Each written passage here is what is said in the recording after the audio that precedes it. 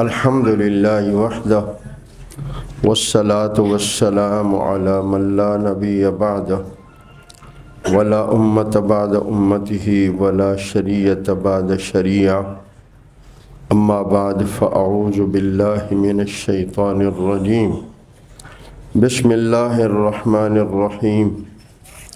إن الله وملائكته يصلون على النبي يا أيها الذين آمنوا صلوا عليه وسلموا تسليما. إن الذين يؤذون الله ورسوله لعنهم الله في الدنيا والآخرة وأعد لهم عذابا مهينا. والذين يؤذون المؤمنين والمؤمنات بغير ما اكتسبوا فقد احتملوا بهتانا وإثما مبينا. وقال النبي صلى الله عليه وآله وسلم من صلى علي مرة صلى الله عليه عشرا أو كما قال عليه الصلاة والسلام. صدق الله وصدق رسوله النبي الكريم الأمين.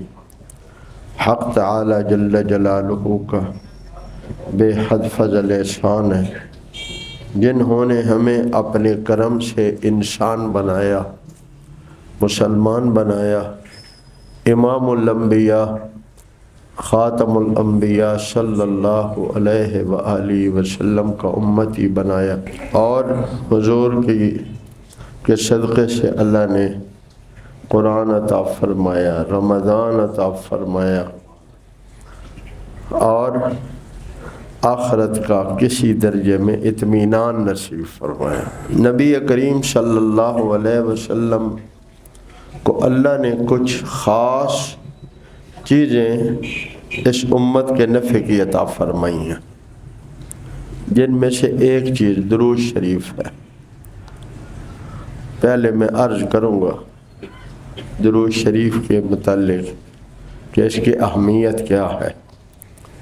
کوئی عمل ایسا نہیں ہے جس میں اللہ تعالیٰ نے یہ فرمایا ہو میں بھی یہ عمل کرتا ہوں، فرشتے بھی کرتے ہیں، تم بھی کرو، سوائے درود شریف کے۔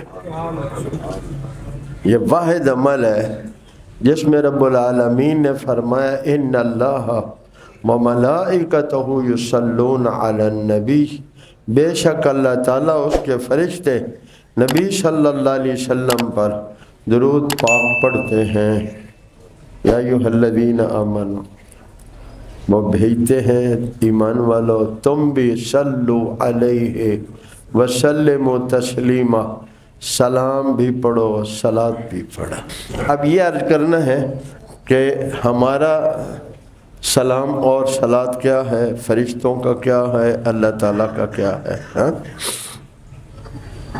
ہمارا درود شریف، ہماری صلاۃ کیا ہے؟ ہم اللہ تعالیٰ سے اپنے نبی صلی اللہ علیہ وآلہ وسلم کے لیے رحمت، برکت، سلامتی مانگتے ہیں۔ درود شریف جب پڑھتے ہیں تو اپنے نبی صلی اللہ علیہ وسلم کے لیے رحمت، برکت، سلامتی اللہ سے مانگتے ہیں۔ فرشتے مانگتے بھی ہیں، اور جب اللہ عطا فرماتے ہیں تو لے کر روضہ شریف پر حاضری بھی دیتے ہیں۔ فرشتوں کے درود میں دو باتیں ہیں، رحمت، سلامتی، برکت کا مانگنا، اور پھر جب اللہ عطا فرمائے تو اس کو ادب سے روضہ شریف پر لے کر آنا۔ اللہ رب العالمین کا درود نہ مانگنا ہے نہ لانا ہے۔ فرشتے اور انسان اپنی بساط کے مطابق جتنی رحمتیں، برکتیں، سلامتیاں حضور کے لیے مانگ لیتے ہیں وہ تو عطا فرماتے ہیں ان کے مانگنے سے، اور پھر اپنی شان کے مطابق اور بھی عطا فرماتے ہیں۔ آپ کا مانگنا نہیں ہے، اللہ کا دینا ہے۔ اس میں دو شکلیں ہیں۔ جب بھی کوئی انسان، کوئی فرشتہ درود شریف پڑھتا ہے تو اللہ رب العالمین اسے ضرور مقبول کرتے ہیں۔ یہ وہ عبادت ہے جو رد نہیں کی جاتی۔ نماز، روزہ، حج، ذکر، تلاوت، صدقہ، خیرات، جہاد، خطرہ ہے۔ یہ وہ عبادت ہے جس میں قبولیت یا ناقبولیت کا خطرہ ہی کوئی نہیں۔ درود شریف پڑھتا ہے تو قبول ہی قبول ہے۔ تیسری بات، درود شریف کی برکتیں چند ایک گنواتا ہوں۔ جب ہم آپ صلی اللہ علیہ وآلہ وسلم کے لیے ایک رحمت مانگتے ہیں تو مانگنے والے پر اللہ کی 10 رحمتیں اترتی ہیں۔ جب حضور کے لیے ایک برکت مانگتے ہیں تو 10 برکتوں کا نزول ہوتا ہے، اور جب ہم آپ صلی اللہ علیہ وسلم کے لیے ایک سلامتی مانگتے ہیں تو اللہ ہمیں 10 سلامتیوں کا مستحق بنا دیتے ہیں۔ درود شریف ہر بات پڑھنے پر 10 نیکیاں ملتی ہیں، 10 گناہ معاف ہوتے ہیں، جنت میں 10 درجے بلند ہوتے ہیں۔ آپ صلی اللہ علیہ وسلم نے فرمایا درود شریف پڑھنے پر خیریت کا وہ دروازہ کھلتا ہے جو کبھی کسی اور عمل دعا سے پہلے نہیں کھلا، وہ درود شریف ہی سے کھلتا۔ آپ نے فرمایا جو کثرت سے درود شریف پڑھے گا، چلو پہلے چھوٹا چھوٹا بتا دیتے ہیں۔ جو بندہ صبح شام 10 بار درود شریف پڑھے گا، کتنی بار؟ جو بندہ صبح شام 10 بار درود شریف پڑھے گا آپ اس کی شفاعت فرمائیں۔ جو بندہ 100 بار درود شریف پڑھے گا روزانہ آپ اس کی شفاعت فرمائیں گے۔ جو بندہ کثرت سے درود شریف پڑھے گا، کثرت 300 سے شروع ہوتی ہے، یعنی کم از کم 300، اس سے نیچے کثرت نہیں ہے۔ جو بندہ کثرت سے درود شریف پڑھتا ہے آپ نے فرمایا قیامت کے روز وہ میرے قریب ہوگا، قیامت کے روز وہ میرے قریب ہوگا۔ ایک صحابی نے عرض کی حضور میں 3 حصے ذکر باقی اذکار کرتا ہوں اور ایک حصہ، چوتھا حصہ آپ کے لیے درود شریف پڑھتا ہوں۔ آپ نے فرمایا اگر تم بڑھا دو تو تمہارے لیے خیر ہے۔ اس نے کہا اب میں آدھا وقت اور اذکار کروں گا اور آدھا وقت درود شریف پڑھوں گا۔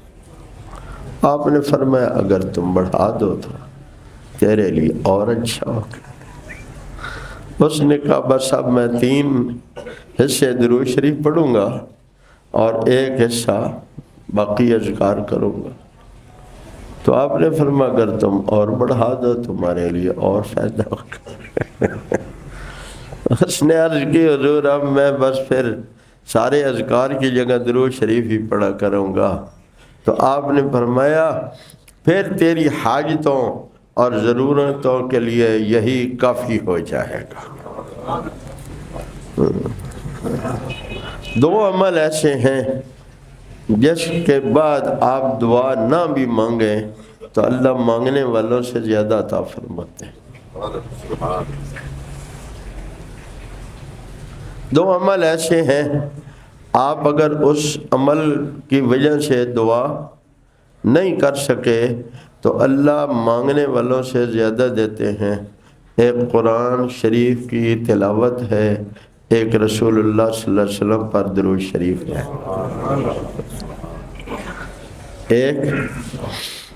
ایک قرآن مجید کی تلاوت ہے اور ایک رسول اللہ صلی اللہ علیہ وسلم پر درود شریف ہے۔ ہمارے قریب زمانے کے شیخ الحدیث مولانا زکریا رحمۃ اللہ تعالی علیہ، انہوں نے درود شریف پر کتاب لکھی۔ اگر ذوق ہو تو درود شریف کی کتاب شیخ زکریا کی اور لے کر اس کو ایک بار پڑھ لیا جائے، عشق و محبت اور وفا کرنا اس سے سیکھنا آ جائے گا انشاءاللہ۔ اللہ اکبر۔ ایک مدینہ طیبہ میں ہے تو ایک بندے کو خواب آئی، یہ اس کتاب میں یہ بھی خط بھی موجود ہے کہ زکریا درود شریف کی وجہ سے اپنے زمانے کے علماء پر سبقت لے گئے۔ نہیں سمجھی؟ زکریا اپنے زمانے کے علماء پر درود شریف کی وجہ سے سبقت لے گیا، اور وہ ایک درود شریف پڑھتا ہے جو مجھے پسند ہے۔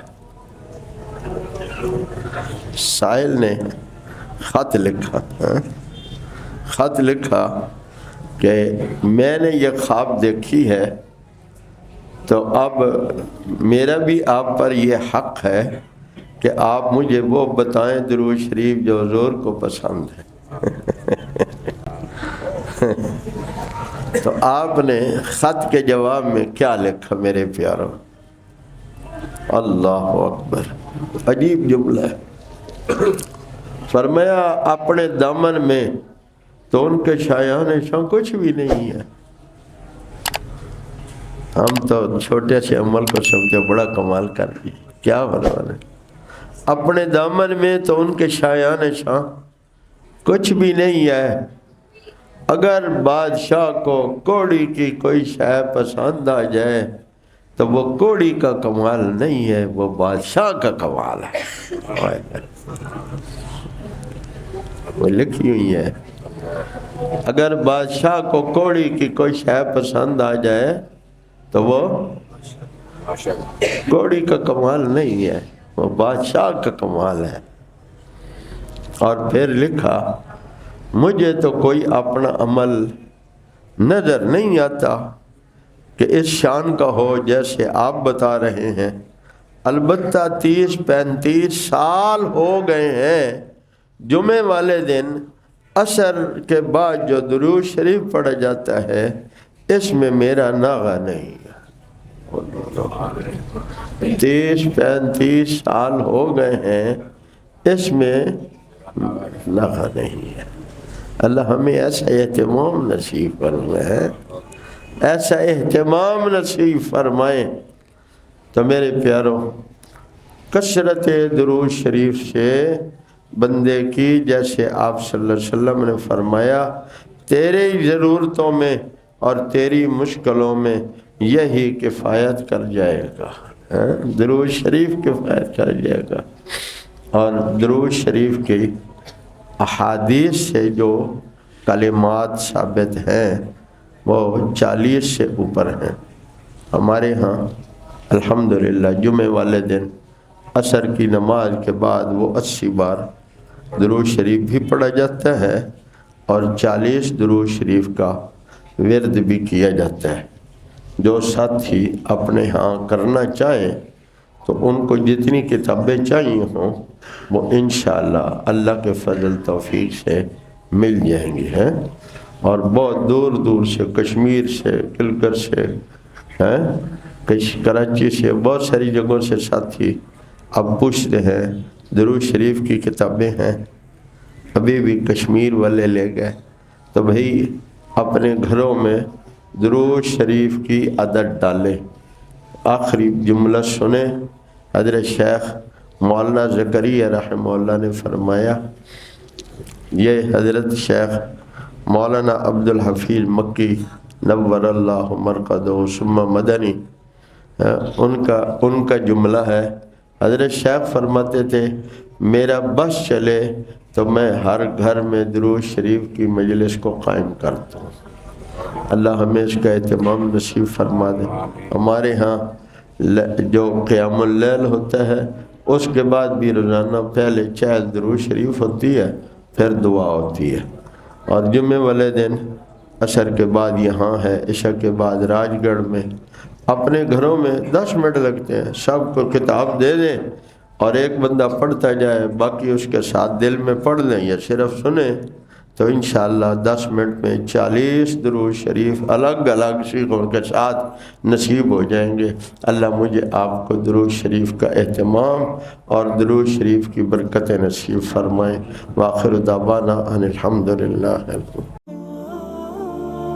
انوار ختم نبوت ٹرسٹ پاکستان